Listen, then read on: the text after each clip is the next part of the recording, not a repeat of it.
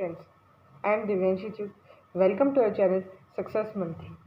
बच्चों, last video में अपने इस चैप्टर का क्रॉप प्रोडक्शन एंड मैनेजमेंट का कुछ टॉपिक पढ़ा था। कुछ टॉपिक में क्या पढ़ा था? क्रॉप का मतलब पढ़ा था, फील्ड का मतलब पढ़ा था, और अपनों ने क्रॉप को सीज़न के बेस पे डिफ्रेंशिएट किया था, 3 पार्ट में डिवाइड किया था। अब अपने आगे पढ़ेंगे basic practice of crop production. उसको basic practice of crop production से पहले सक्सेस मंत्रा के बारे में देख लो। ये चैनल है, इसके अंदर क्लास 6 टू 10th के साइंस और मैथ का फुल डिटेल सिलेबस कराया जाता है। तो बच्चों, लाइक करो, शेयर करो और सब्सक्राइब करो चैनल को। चलो आगे बढ़ते हैं। Basic practice of crop production का मतलब क्या है? Basic practice of crop production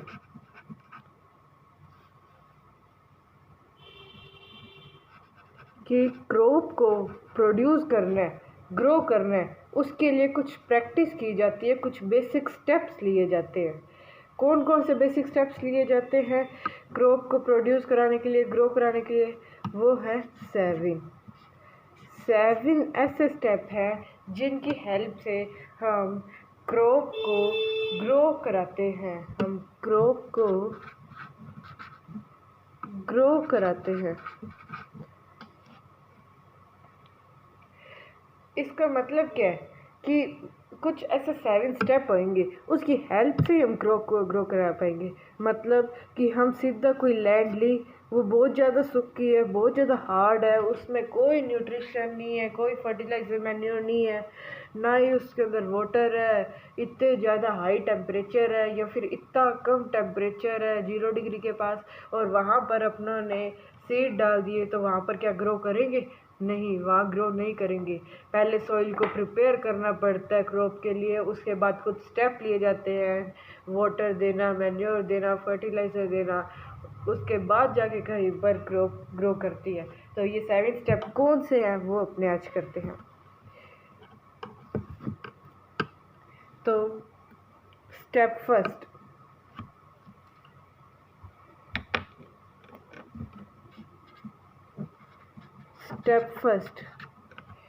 preparation of soil. Preparation of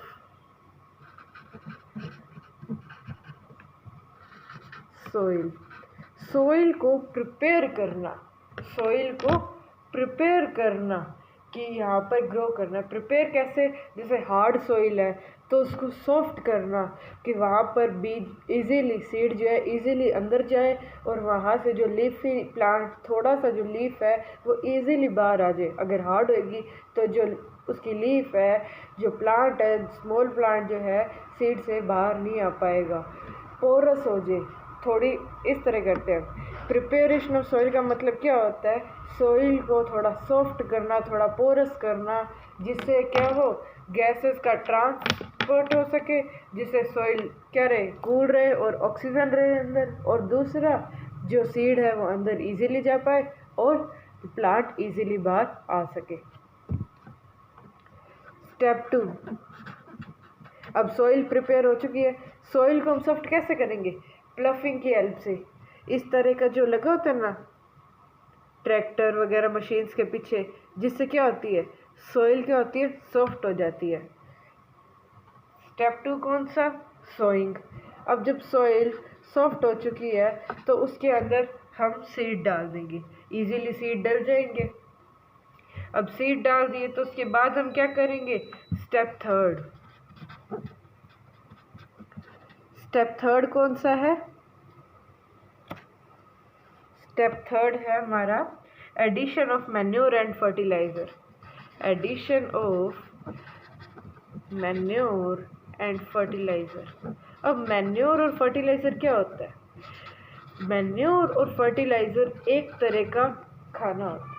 तुम इसको इस तरह रिलेट करो कि जो एक सीड है वो एक छोटा बच्चा है, एक चाइल्ड है, और वो उसे बड़े होने के लिए उसे फूड की रिक्वायरमेंट है, इसको एडल्ट बड़े होने के लिए एक फूड की वाटर की रिक्वायरमेंट है। वैसे ही सीड को पूरा एडल्ट मैच्योर होने के लिए उसको भी फूड और वाटर की रिक्वायरमेंट रहती है। इस तरह से रिलेट करोगे ना तो चैप्टर बहुत इजी हो जाएगा। जिस तरह एक सीड क्या होता है, छोटा होता है, सीड के बाद ही प्लांट ग्रो कर पाता है, मैच्योर होता है। तो जैसे सीड को रिलेट करो चाइल्ड से, चाइल्ड को एडल्ट होने के लिए, बड़ा होने के लिए फूड और वाटर की रिक्वायरमेंट रहती है, उसी तरह सीड को मैच्योर होने के लिए, बड़ा प्लांट बनने के लिए, मैच्योर प्लांट बनने के लिए फूड और वाटर की रिक्वायरमेंट रहती है।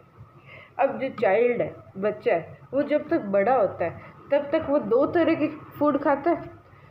एक तो फास्ट फूड, मतलब बाहर होटल फास्ट फूड हो गया या होटल का फूड हो गया, और एक साइड वो क्या खाता है, होममेड फूड जो घर पर बनता है।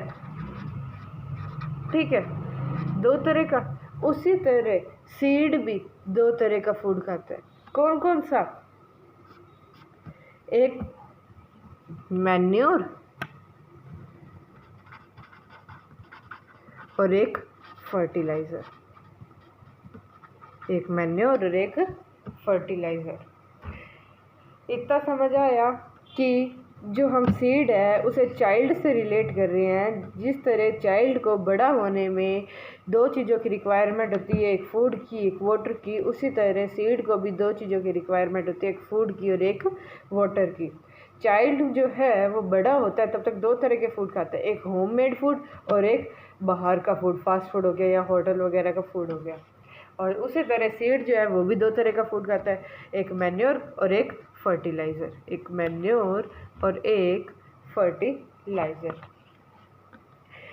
अब इसमें से तुम बताओ, होममेड फूड ज़्यादा अच्छा होता है या फिर टेस्ट में नहीं, हेल्दी में होममेड फूड हेल्दी ज़्यादा होता है या फिर फास्ट फूड ज़्यादा हेल्दी होता है? कौन सा होता है?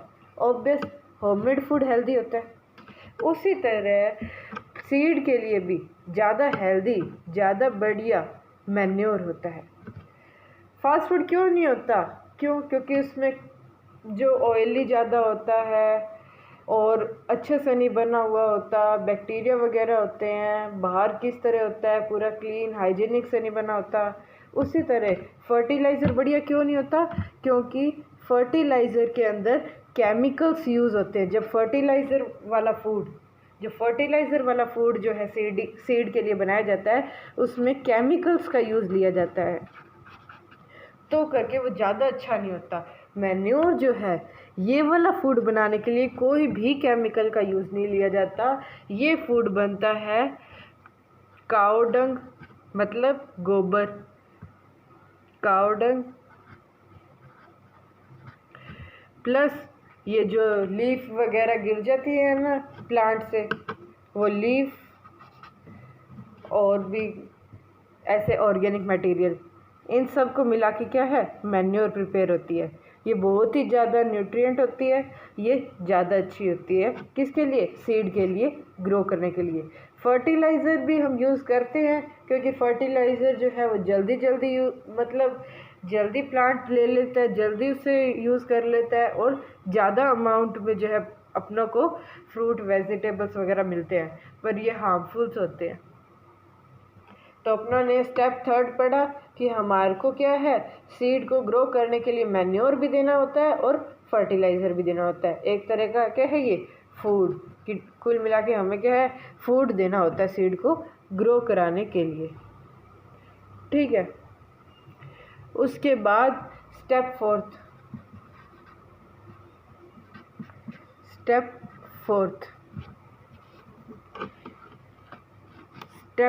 कौन सा है हमारा? इरिगेशन।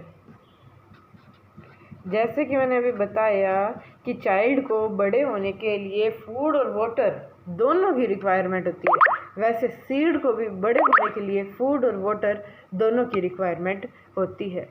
वाटर की रिक्वायरमेंट है, तो उसी कोई वाटर की रिक्वायरमेंट को फुलफिल करने के लिए प्लांट को वाटर देने की प्रोसेस को ही हम क्या कहते हैं?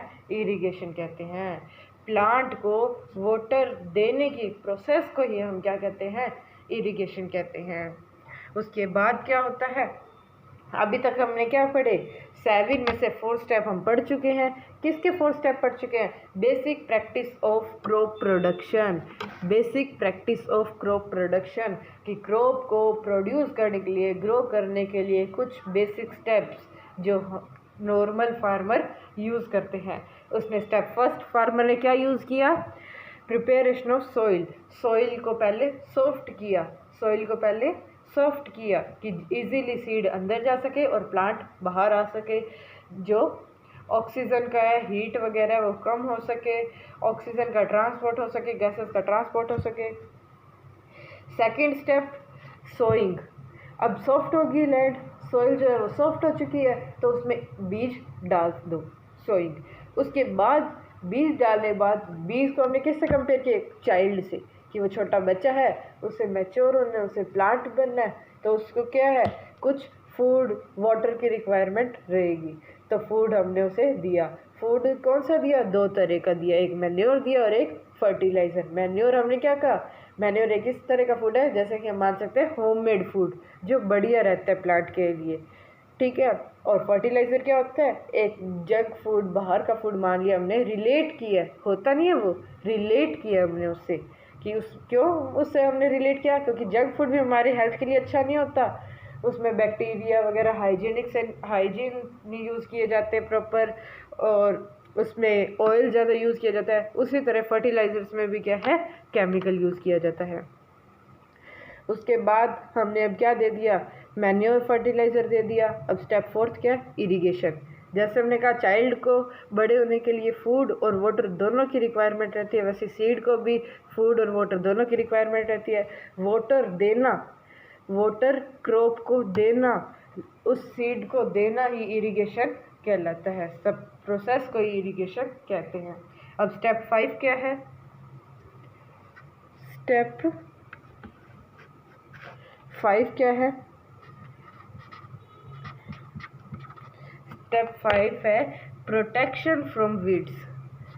Protection from weeds. अब वीड्स क्या होते हैं? वीड्स बच्चों वो लालची प्लांट होते हैं जो इतने अच्छा खाना, अब उन्होंने क्या देखा कि यहाँ पे प्रॉपर वाटर भी मिल रहा है, वहाँ पे मैन्योर फर्टिलाइज़र फुल खाना मिल रहा है, पानी मिल रहा है, तो वहाँ पे बिना मतलब के धक्के से ग्रो करने वाले प्लांट, जिनको हम ग्रो नहीं करना चाहते, वो ग्रो हो जाते हैं बीच बीच में। मतलब क्रॉप के बीच बीच में वो वाले धक्के से ऐसे लालची प्लांट ग्रो हो जाना जो सारा का सारा खाना खुद खा जाए, और जो हम ग्रो करना चाह रहे हैं उन्हें दे ही ना खाना, और उन्हें छोटा रखे और खुद ही बड़ा हो जाए खा खा के। तो उन लालची प्लांट को हम क्या कहते हैं? वीड्स कहते हैं। अब वो हमारे काम के तो होते नहीं हैं, तो हमें उन्हें क्या करना पड़ता है? कट करना पड़ता है वहाँ से, कि ये अगर ये ग्रो कर जाएंगे तो उन्हें जो हमें चाहिए प्लांट, जैसे मान लो हमें ये देखो, मानो ये हमारे फील्ड है, इसमें हम वीट ग्रो कराना चाहते हैं। हमने यहाँ वीट के बीज डाले, ठीक है, ये वीट के बीज डाले थे। अब यहाँ पे ये वीट ग्रो कर रही थी, अब यहाँ पे ये वीट ऐसे ग्रो कर रही थी, इस तरह वीट ग्रो कर रही थी। अब वीट के ग्रो करते करते अचानक से यहाँ पे अब वीड ग्रो हो गया। वीड मतलब एक ऐसा लालची प्लांट यहाँ ग्रो होने लग गए। उन्होंने क्या देखा? यहाँ प्रॉपर वाटर मिल रहा है, यहाँ प्रॉपर मैन्योर फर्टिलाइज़र खाना और सब अच्छे से मिल रहा है, तो क्यों ना हम ग्रो हो जाए। ये जल्दी जल्दी इतने बड़े बड़े बड़े बड़े ग्रो हो गए, फुल बड़े ग्रो हो गए। ये बड़े ग्रो हुए और सारा खाना खुद दिखा गए, तो करके ये वीट जो है कनक, उनको तो मिला ही नहीं, उसके प्लांट को तो मिला ही नहीं। तो उसके प्लांट को मिला नहीं तो वो बड़ा हो ही नहीं पाएगा, वो बड़ा नहीं होगा तो हमारे को कनक और वीट मिलेगी ही नहीं, तो ये हमारे लिए तो हार्मफुल हो गया ना। तो करके इसे हमें कट करना पड़ता है। तो इसके अंदर पॉइंट लिखा है कि स्टेप 5 क्या है? कि वीड से प्रोटेक्ट करो। अगर ये होगी तो सारी की सारी फसल हमारी खराब हो जाएगी। प्रोटेक्ट कैसे करते हैं, हम कट कर देते हैं या फिर वीडीसाइड्स यूज़ करते हैं। वीडीसाइड एक ऐसा केमिकल होता है जो इन्हें ग्रो ही नहीं होने देता, अपने स्प्रे कर देते हैं उसे फील्ड के अंदर वीडीसाइड को, उसकी वजह से वो ग्रो ही नहीं कर पाता। ठीक है, अब स्टेप 6 क्या है, हार्वेस्टिंग। स्टेप 6 क्या है, हार्वेस्टिंग। हार्वेस्टिंग का मतलब क्या होता है, हार्वेस्टिंग का मतलब होता है मैच्योर हो जाए, जब हमारी पूरी क्रॉप, वीट की क्रॉप या राइस की क्रॉप या मेज़ की क्रॉप, किसी मर्जी की क्रॉप पूरी प्रॉपर वे में मैच्योर हो जाए, पूरी बड़ी हो जाए, तो उसे कट कर लेना। उसको कट कर लेने को ही क्या कहते हैं, हम हार्वेस्टिंग कहते हैं। उसको कट करने को ही हम क्या कहते हैं, हार्वेस्टिंग कहते हैं। कब, पूरी मैच्योर होने के बाद कट करने को ही हम क्या कहते हैं, हार्वेस्टिंग कहते हैं। और स्टेप 7 है स्टोरेज। स्टेप 7 है स्टोरेज, कि उसे स्टोर करके रखना। मतलब कि मानो वीट है, कनक, उसे हमने सर्दियों में मतलब किया, सोइंग की सर्दियों में, वो फरवरी के मौसम तक, फरवरी के मंथ तक क्या हुआ, पूरा ग्रो कर गया, हमने हार्वेस्ट कर लिया जनवरी फरवरी तक।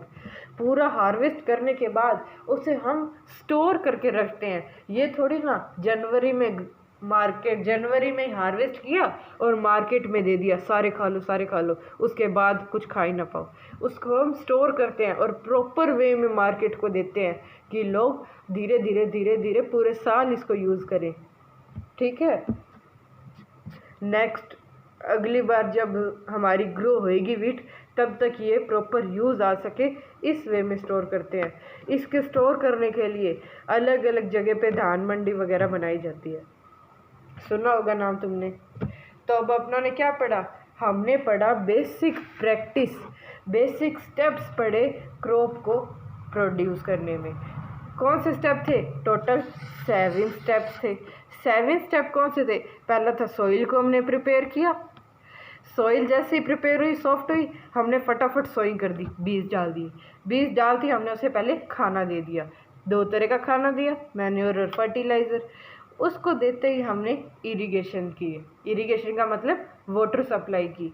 उसके बाद हमने वीड से प्रोटेक्ट किया कि इतना कुछ मिल गया तो वो ग्रो ना कर जाए, वीड्स ग्रो ना कर जाए, उसे प्रोटेक्ट किया।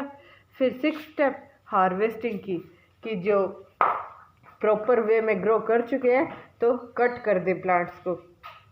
ठीक है, और उसके बाद हमने 7 स्टेप क्या किया, स्टोरेज, उनको स्टोर करके रखा कि पूरे ईयर हम इसे प्रॉपर वे में यूज़ कर सकें। सो अपने एक तरह से देखा जाए तो अपना चैप्टर यहाँ पर ही कंप्लीट होता है, पर मेन वे में। पर एनसीईआरटी क्या करती है, इसी 7 स्टेप को थोड़ा थोड़ा और डिटेल में बताएगी। वो अपने बातों में करेंगे, लाइन बाय लाइन नहीं करेंगे, 1 से 2 पार्ट और बनेंगे इस चैप्टर के, और फिर हो जाएगा चैप्टर कंप्लीट। तो इसके अंदर अपनों ने लगभग सब कुछ समझ लिया। अब 7 स्टेप को ही हम हल्का सा और डिटेल में करेंगे और चैप्टर हो जाएगा कंप्लीट। आज के लिए इतना ही, थैंक यू सो मच।